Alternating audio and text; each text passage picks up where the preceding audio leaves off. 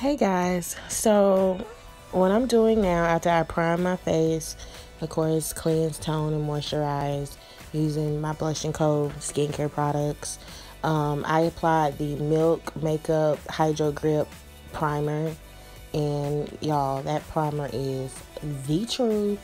It does exactly what it says it's gonna do. Hydro Grip. It's gonna grip that foundation, girl. It's not gonna go anywhere. So I highly recommend that primer. So what I'm doing is applying my Becca Ultimate Coverage 24-hour foundation with my Real Techniques foundation brush on my face and jawline, under my chin, down my neck, over my eyes for a clean look.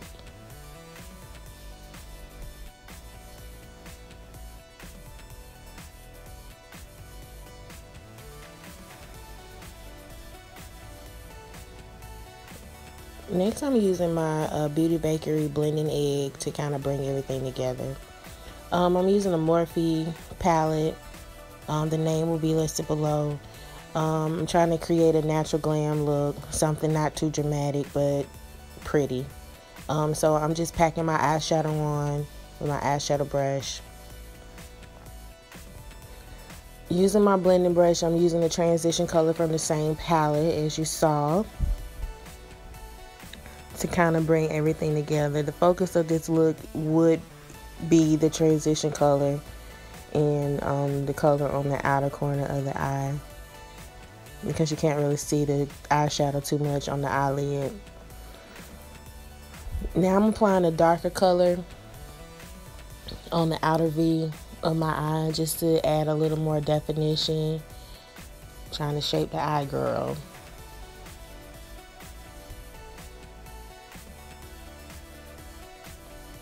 I want to add a little bit more depth, so I'm using another Morphe palette, but this is the one by Jaclyn Hill. This is the Armed and Gorgeous palette, because I reach for it often out of all the ones I have. Just going back in, applying more eyeshadow to my mobile eyelid, because it kind of got a little washed out, as you can see. Next, I'm just blending all that shadow together. We don't want any harsh lines. So now what I'm doing is applying my highlight concealer. Y'all know how I do. I love to highlight and contour my face. Once you start it, it's hard to stop it. I was about to say something real funny, but I'm not gonna say it. Anyway, once you start, you can't stop it. So I just, as you can see, I just apply it to the inner part of my eye and then blend out. If you apply enough product there, you can blend it out and it can be a soft finish. You don't have to cover the whole under eye area.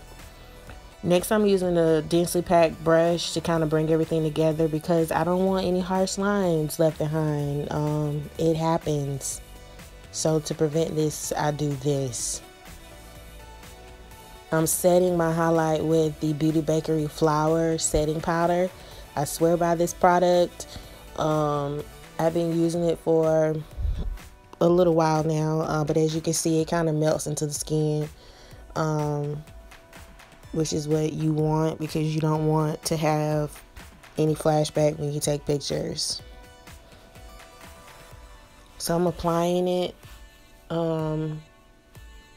moderately, a little light to heavy, and I'm letting it sit. So now what I'm doing is using my Contour Power by Black Radiance to contour my face.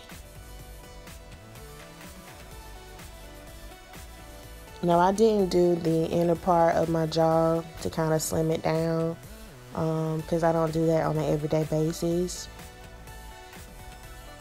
But I would do that only for special occasions. So now it's time to dust away that setting powder, girl. So I use kind of a fluffy brush, kind of press it into my skin a little more, and then lightly dust away, trying not to disturb the concealer and the foundation underneath, because I don't want any creasing or my foundation to be separating from my face. Next, I'm contouring my nose, because you can't do one without the other. And I just like the way it looks. You know, makeup is a preference. You don't have to do all of this. It may not be your thing. But I literally did my full face, all of this, in 30 minutes. I've been doing it for so long. I'm glad I got it down in 30 minutes, because at first it was taking me too long. I usually tilt my head back to see my contour on my nose and make sure it's right. So now I'm applying my blush with a Real Techniques blush brush, and that's MAC Raisin. This Beauty Bakery highlight palette, or highlight bronzer palette, is the truth. I love it. Very pretty for brown skin. Using another Real Techniques brush. I swear by those brushes. Next, we are going to do those brows, girls. I kind of start my brows in the beginning, and then I finish them towards the end. And the reason being is because of the way that I start my brows. So I have to go back in towards the end and apply the brow product.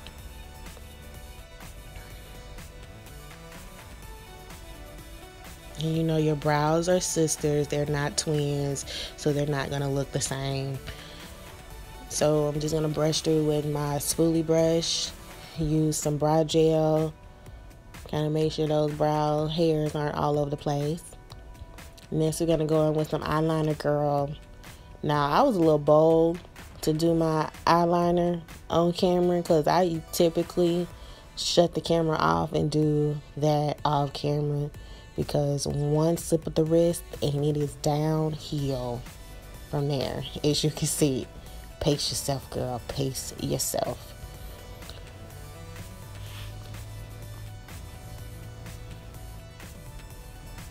So I'm doing the other eye.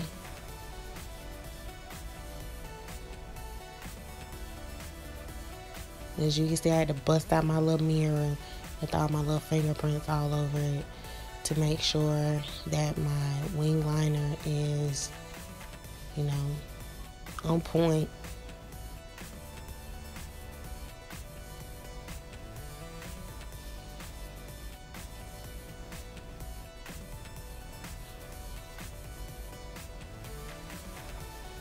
So next, what I'm going to do is set my face with setting spray to bring everything together.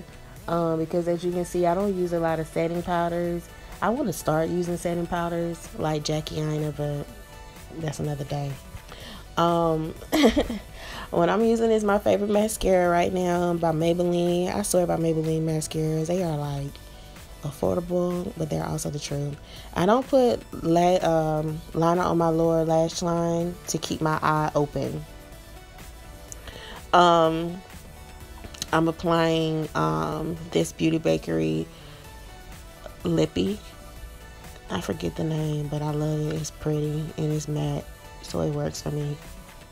Next, I'm doing my edges. I just felt like I should do that on camera since my hair was all turned back and up, so I figured I'd just finish my hair. This humidity and this heat kills my hair. It doesn't matter how much I curl it, it fell. Like, it doesn't matter how much I curl it or whatever, it's gonna go straight. So I have to use lots of hairspray in the summertime, which I don't care to do, just to keep my curls. And I did not do that this time, but that's okay. Thanks for watching, guys. See you later.